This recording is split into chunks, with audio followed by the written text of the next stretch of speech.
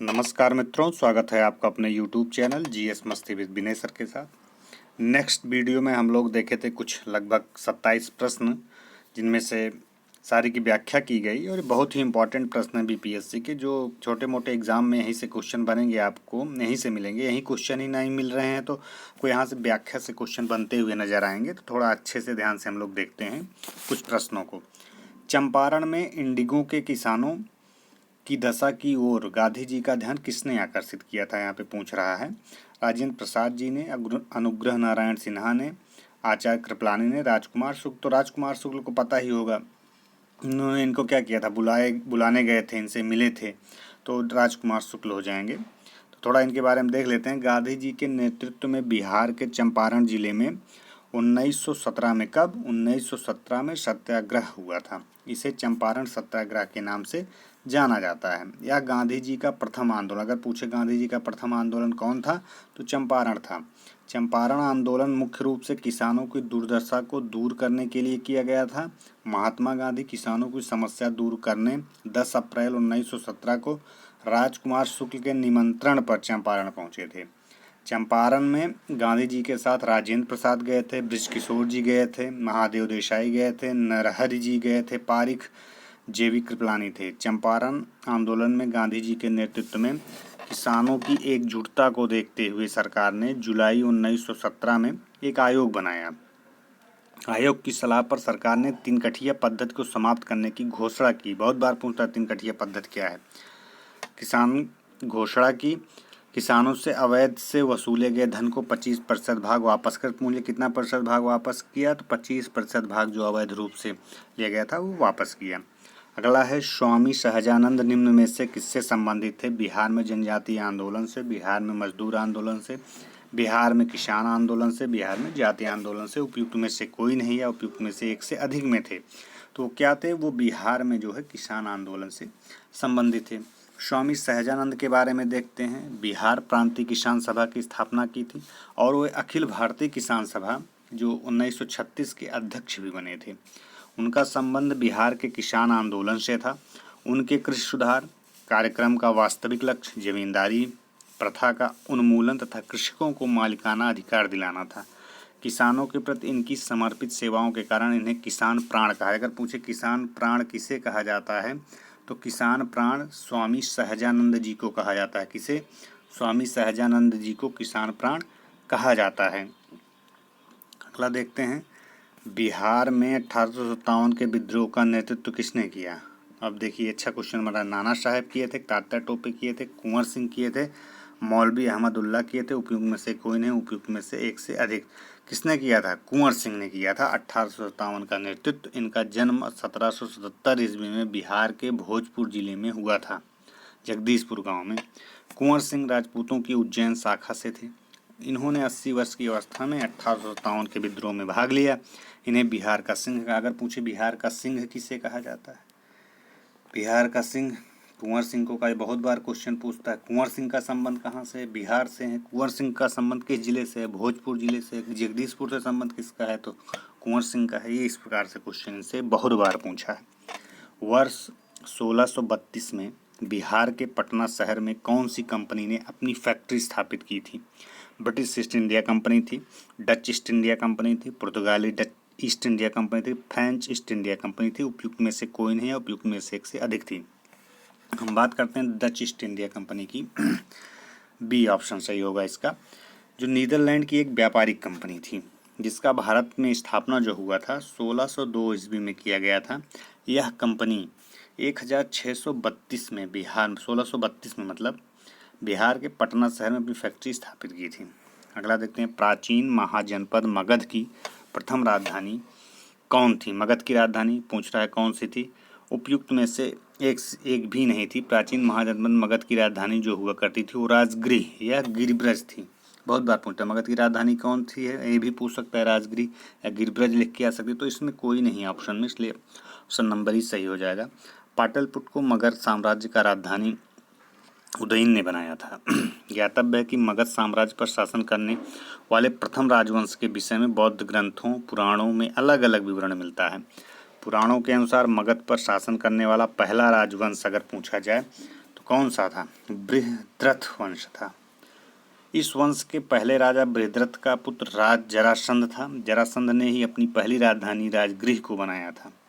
बौद्ध ग्रंथों के अनुसार मगध का प्रथम शासक बिंदुसार था। यह हर्यक वंश से संबंधित था। बिंदुसार कहाँ से? हर्यक वंश से। बिंदुसार के पश्चात अजातशत्रु मगध का शासक हुआ। बिंदुसार के बाद प्राचीन महाजनपदों की संख्या बौद्ध ग्रंथ अंगुत्तर निकाय तथा जैन ग्रंथ भगवती सूत्र के अनुसार 16 थी। यहाँ से भी क्वेश्चन बने हैं। अशोक के प्रस्तर अभिलेख ... के प्रतीक थे। किसके थे प्रस्तर जो अभिलेख थे? ये शासन प्रशासन के प्रतीक थे। इनके अगर प्रस्तर अभिलेखों का अब जिक्र किया जाए तो 2 वर्गों में डिवाइड किया जाता है, दीर्घ शिलालेख एवं लघु शिलालेख। दीर्घ शिलालेख में 14 विभिन्न लेखों का समूह है। कितना? 14 विभिन्न लेखों का समूह है जो 8 भिन्न भिन्न स्थानों से प्राप्त हुए हैं। इनमें प्रशासनिक एवं धर्म से संबंधित अनेक बातों का उल्लेख मिलता है। पटना युवक संघ की स्थापना कब हुई थी? तो पटना युवक संघ की स्थापना कब हुई थी? 1927 ईस्वी में हुई थी पटना युवक संघ की। यहाँ से क्वेश्चन बने हैं, पूछे भी गए हैं। 1927 ईस्वी में पटना युवक संघ की स्थापना हुई थी। इस संघ की स्थापना मणिंद्र नारायण राय ने की थी। यहाँ ये पूछ सकता है कौन थे इसमें? मणिंद्र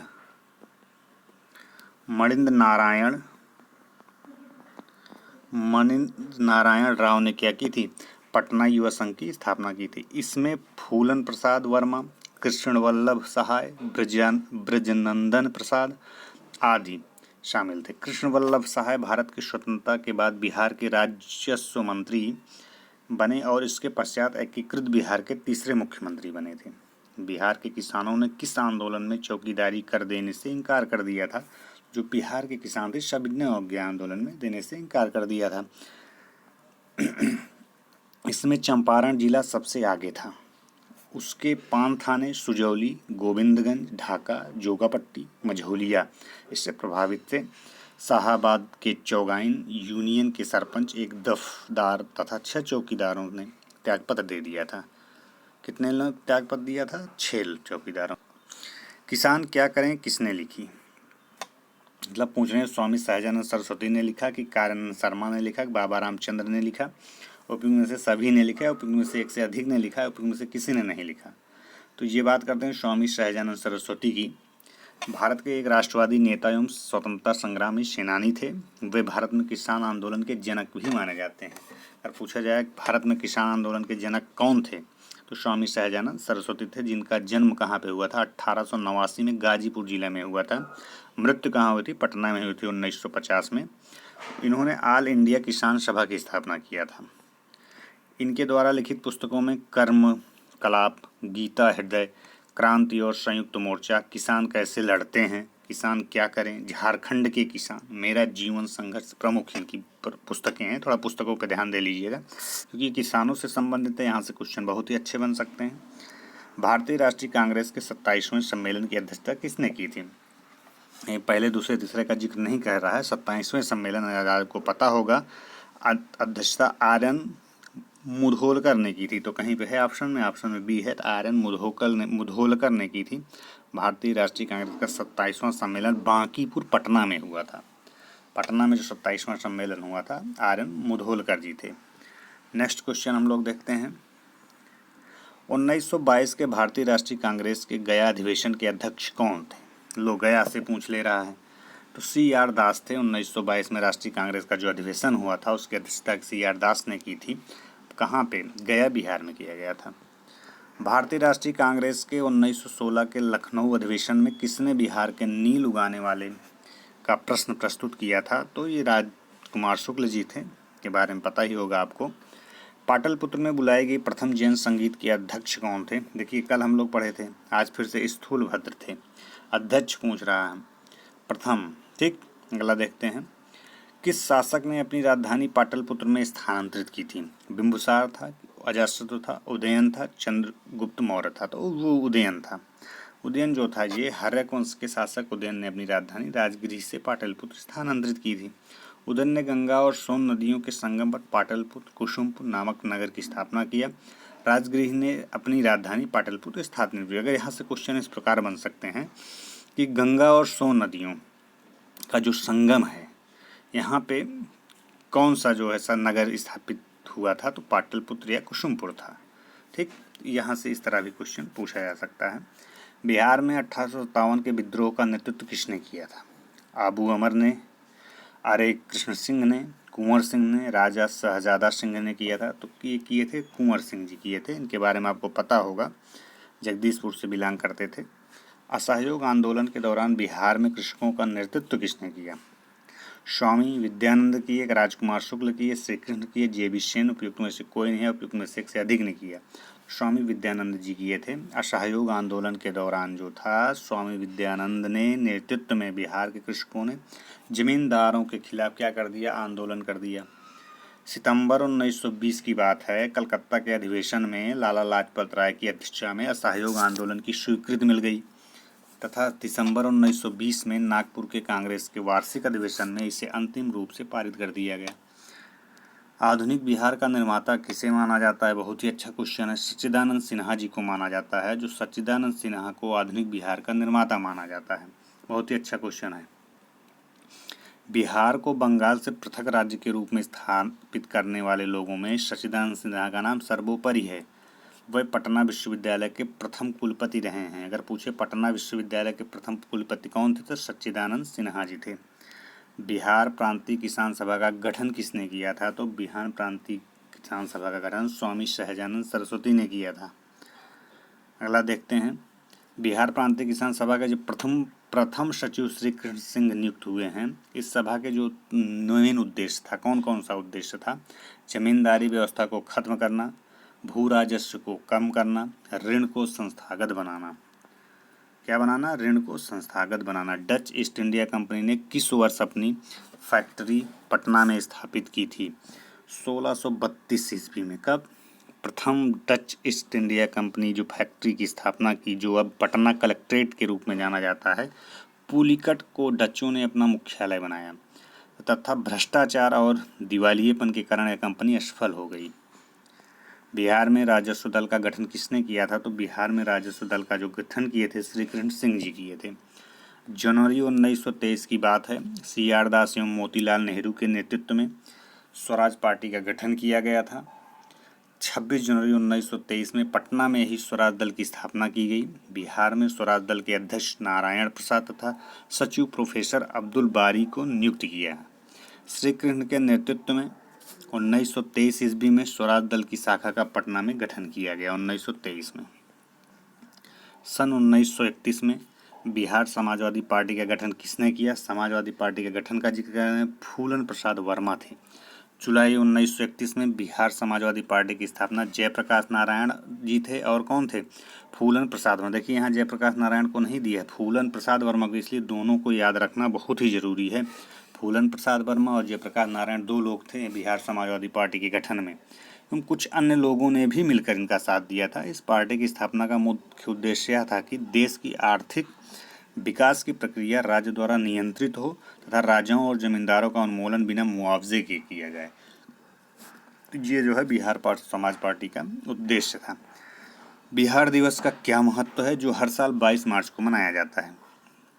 ऑप्शन हम देखते हैं, बिहार दिवस का क्या महत्व है। इस दिन राज्य पुनर्गठन आयोग ने बिहार का निर्माण किया। बिहार को 1973 में इस दिन संयुक्त प्रांत से बाहर किया गया।